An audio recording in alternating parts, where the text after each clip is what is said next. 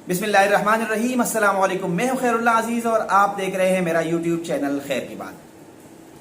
जिक्र एक ऐसी जमात का जिसे इस्टेब्लिशमेंट ने तख्लीक किया।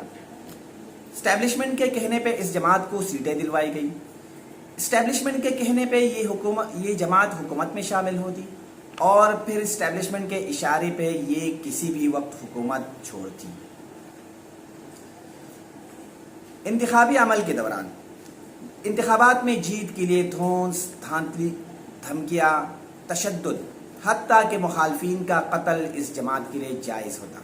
इंतखाबी अमल के दौरान बाज़ लोगों को पता भी नहीं होता और उनका वोट इस पार्टी के हक में कास्ट हो चुका होता।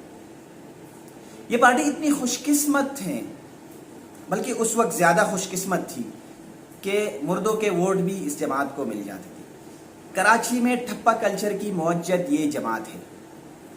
लिसानियत की खोख से जन्म लेने वाली इस जमात के रहनुमा हमेशा अपनी मजलूमियत का रोना रोते रहे, लेकिन पहली बार पार्लिमानी पार्टी बनने से लेकर आज तक सिर्फ एक दौर छोड़कर ये हमेशा शरीके इक़्तिदार रही। पार्टी कौन सी है यकीनन आप पहचान गए होंगे।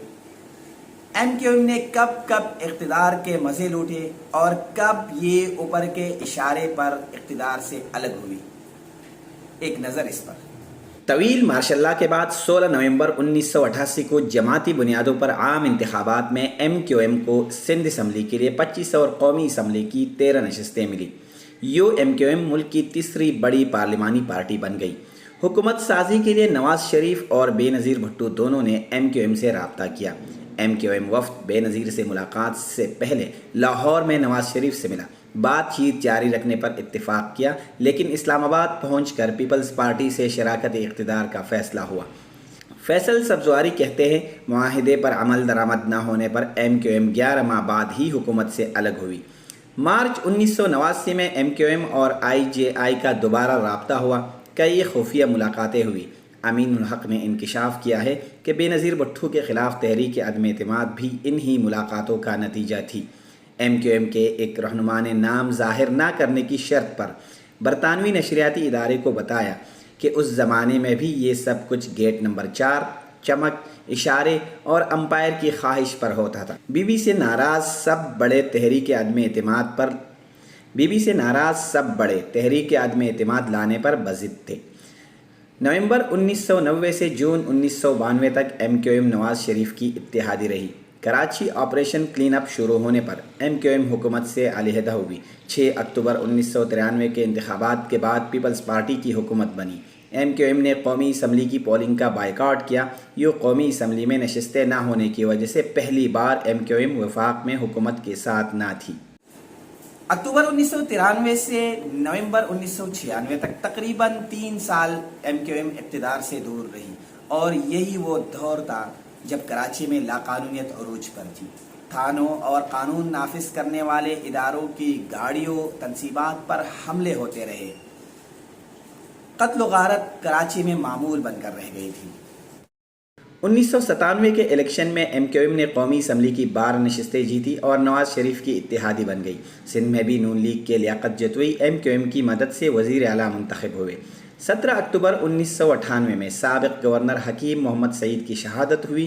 कत्ल का इल्ज़ाम MQM पर लगा तो MQM फिर हुकूमत से अलग हुई। 10 अक्टूबर 2002 के इलेक्शन में MQM ने कौमी असम्बली की 19 और सिंध असम्बली की 51 नशस्तों पर कामयाबी हासिल की। फारूक सत्तार ने प्रेस कॉन्फ्रेंस करके पीपल्स पार्टी के अमीन फ़हीम को वोट देने का ऐलान किया, लेकिन 2 दिन बाद ऊपर की हिदायत पर MQM ने मीर ज़फ़रुल्लाह खान जमाली को वोट दिया। फैसल सब्ज़वारी कहते हैं, अगर फारूक सत्तार को मालूम होता कि 2 दिन बाद ज़फ़रुल्लाह जमाली की हिमायत करनी है तो वो कभी प्रेस कॉन्फ्रेंस ना करते, लेकिन फ़ैसला ऊपर से आया था। MQM वफाक और सिंध में काफ लीग की इत्तेहादी हुकूमत का हिस्सा बन गई और अहम वजारतें भी हासिल की। MQM 2007 तक शरीकी इक़्तिदार रही। ये वो दौर था जब MQM सयाह व सफ़ेद की मालिक थी। बल्दियाती इंतखाबात में कराची और हैदराबाद से MQM के मेयर भी जितवाए गए। 2008 के इंतखाबात के बाद पीपल्स पार्टी ने नून लीग की मदद से वफाक में और सिंध में तने तनहा अक्सरियती हुकूमत बनाई। پی کو MQM کی ضرورت نہ تھی، لیکن اقتدار میں رہنا MQM کی مجبوری بن گئی۔ ایک بار پھر MQM وفاق اور سندھ میں پیپلز پارٹی کی اتحادی بنی، اور یہ کراچی والوں کے لیے بدترین دور تھا۔ سندھ حکومت میں شامل پیپلز پارٹی، MQM اور ANP کے درمیان علاقوں میں رساکشی کا خمیازہ عوام کو بھگتنا پڑا۔ بھتخوری، لوٹ مار عام ہو گئی، کوئی علاقہ محفوظ نہیں تھا۔ ایک پارٹی کا زیر اثر علاقہ دوسری پارٹی کے لوگوں کے لیے نو گو ایریا تھا۔ تینوں جماعتوں کے مسلح دستوں کا راج ہوا کرتا تھا۔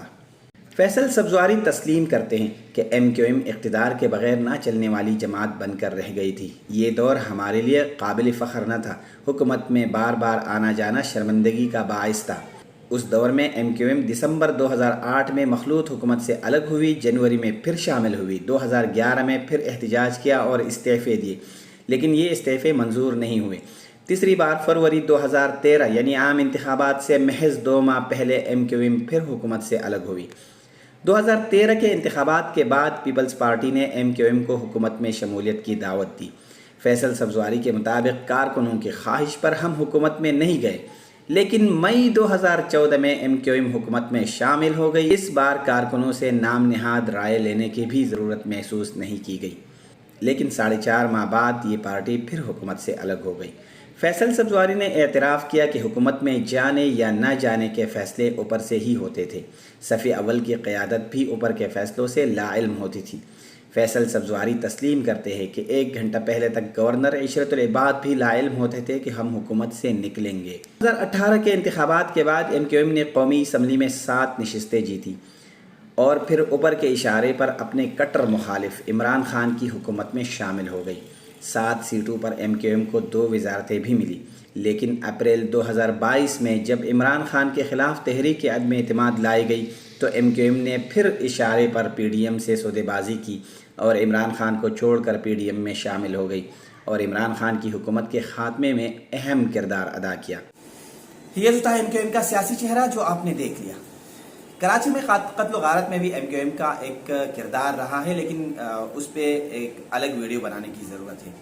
MQM کے رہنماؤں نے ہر دور میں سودے بازی کی، لیکن یہ سودے بازی ان کے اپنے مفادات کے لیے تھی۔ کراچی کے عوام کو یا کراچی کو کچھ نہیں ملا۔ MQM کے وہ رہنما جو 120 گز کے گھروں میں رہتے تھے، وہ 1000 گز کے بنگلوں میں جہاں پہنچے، کچھ دبئی اور ملائیشیا پہنچے، لیکن کراچی کے شہریوں کی تقدیر نہ بدل سکی۔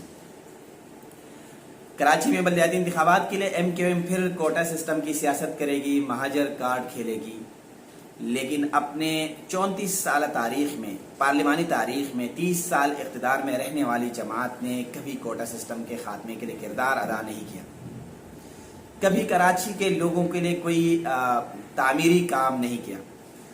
تو آج کراچی کے شہریوں کو کم از کم یہ سوچنا چاہیے کہ ان کے نام پہ ووٹ لینے والے، ان کا مینڈیٹ بیچنے والی جماعت پھر کیا کر لے گی۔ لوگوں کو سوچنا چاہیے، لوگوں کو ان رہنماؤں کو ووٹ دینا چاہیے جو ان کے درمیان رہتے ہو، جو اقتدار میں نہ رہتے ہوئے بھی کراچی کے لیے کام کرتے ہو۔ امید ہے آج کی ویڈیو آپ کو پسند آئے گی۔ اپنے فیڈ بیک سے ضرور آگاہ کیجیے گا، چینل سبسکرائب کریں۔ بہت شکریہ۔ ایک نئے موضوع کے ساتھ پھر حاضر ہوں گے۔ اللہ حافظ۔